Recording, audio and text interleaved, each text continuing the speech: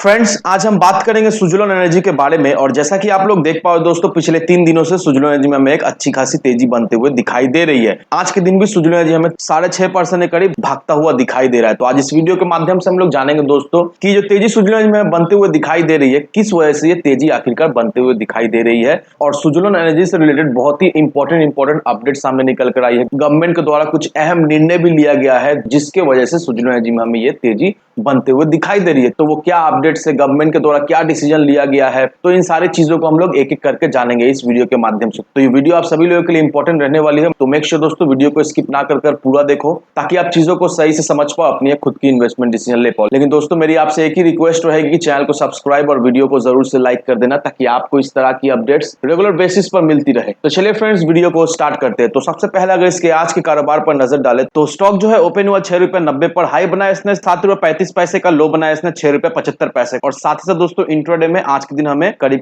6.5% तक सुजुलोन एनर्जी में तेजी बनते हुए दिखाई दे रही है। वहीं अगर पिछले 5 दिनों के परफॉर्मेंस को देखेंगे दोस्तों, पिछले 5 दिनों में ये स्टॉक हमें करीब 16.5% के करीब भागता हुआ दिखाई दे रहा है। तो पिछले 5 दिनों में सुजुलोन एनर्जी में हमें एक अच्छी खासी तेजी बनते हुए दिखाई दे रही है। और सुजुलोन एनर्जी में देखा है तो यहाँ से हमें एक ब्रेकआउट मिल चुका है। तो अब यहाँ से सुजुलोन एनर्जी का क्या नेक्स्ट टारगेट रहने वाला है दोस्तों, ये भी मैं आपको बता दूंगा इस वीडियो में। लेकिन सबसे पहले दोस्तों कुछ इंपॉर्टेंट आर्टिकल पर एक बार नजर डाल लेते हैं। और ये आर्टिकल्स काफी ज्यादा इंपॉर्टेंट है, क्योंकि ये सारे न्यूज की वजह से आने वाले समय में हमें सुजुलोन एनर्जी एज वेल एज इस सेक्टर में हमें एक अच्छी खासी ग्रोथ होता हुआ दिखाई देगा। तो सबसे पहले इस आर्टिकल को देखो दोस्तों, यहाँ पर हमारे honourable prime minister Narendra Modi ji ने सारे स्टेट से ये कहा है कि उसका जो बकाया राशि है, जितने भी अमाउंट ड्यू है डिस्कॉम कंपनीज के, उन्हें जल्द से जल्द चुकाया जाए। और यहाँ पर आप देख ही पाओ दोस्तों, करीब 2.5 lakh crore rupees power companies के ड्यू है डिफरेंट स्टेट्स में। अब इतना बड़ा अमाउंट कैसे ड्यू हो गया, सबसे पहले ये जान लेते हैं। अब आपको पता ही होगा दोस्तों, बहुत सारे स्टेट्स है, उन्होंने क्या किया है, उन्होंने पब्लिक को बिजली फ्री में देना शुरू कर दिया है। एक सर्टेन यूनिट तक अगर आपका कंजम्पशन होता है तो उतना तक ये लोग क्या करते हैं, ये लोग उस यूनिट को माफ कर देते हैं और लोगों को पैसा नहीं भरना पड़ता है। लेकिन अल्टीमेटली क्या हुआ, अल्टीमेटली इलेक्ट्रिसिटी तो कंज्यूम हो ही रही है, कोई ना कोई तो वो इलेक्ट्रिसिटी सप्लाई कर ही रहा है। अल्टीमेटली उसको तो बनाने में कॉस्ट लगता ही है। लेकिन फ्रीबीज बांटने के चक्कर में स्टेट्स में क्या प्रॉब्लम हो रहा है, अभी स्टेट्स जो है वो डिस्कॉम जैसे कंपनी का पेमेंट जो है वो डिफॉल्ट कर दे रहे हैं, क्योंकि अल्टीमेटली उनका जो बजट है वो ऑलरेडी एग्जॉस्ट हो चुका है। तो इस वजह से हमारे प्राइम मिनिस्टर ने स्टेट्स को अर्ज किया है कि जल्द से जल्द उनका जो ड्यू है वो क्लियर कर दे। और ये फ्रीबीज बांटने के चक्कर में दोस्तों देखा जाए तो लोगों को भी प्रॉब्लम फेस करना पड़ रहा है। अब आप कहोगे फ्री में तो इलेक्ट्रिसिटी मिल रहा है, तो प्रॉब्लम किस तरह से उन्हें फेस करना पड़ता है। अब दोस्तों ये फ्रीबी बांटने के चक्कर में बहुत ज्यादा ही शॉर्ट सर्किट हो रहा है, एज वेल एज बहुत ज्यादा ही पावर कट हो रहा है। तो ये सारी चीजें ना हो, इस वजह से जल्द से जल्द स्टेट को ऑर्डर दिया गया है कि उनका जितना भी ड्यू है वो सारा ड्यू क्लियर कर दे। अब दोस्तों गवर्नमेंट की तरफ से इनिशिएटिव आते हुए हमें दिखाई दे रहा है। गवर्नमेंट पावर सेक्टर के लिए बहुत ही जल्द रिफॉर्म लाने वाली है, ताकि वो लोग अच्छी तरीके से बिजनेस कर पाए और उनका जो कॉस्ट है वो भी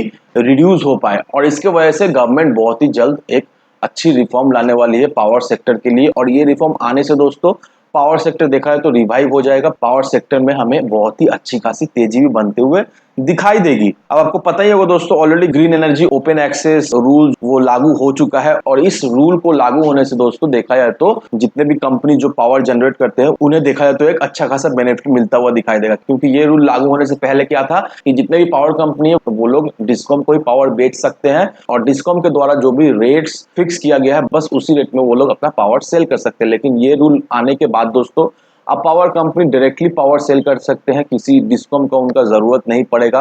वो चाहे तो डिस्कॉम को बेच सकते हैं या फिर चाहे तो डायरेक्टली डील कर सकते हैं। तो ये रूल की वजह से दोस्तों धीरे धीरे करके आने वाले समय में पावर सेक्टर में हमें एक अच्छी खासी बूम होते हुए दिखाई देगी। तो ये सारे न्यूज, ये सारे आर्टिकल्स देखकर हम लोग क्या चीज समझ पाए, हम लोग यही चीज समझ पाए दोस्तों कि आने वाले समय में नो डाउट पावर सेक्टर में एक अच्छी खासी रेगुलेशन आते हुए हमें दिखाई देगी।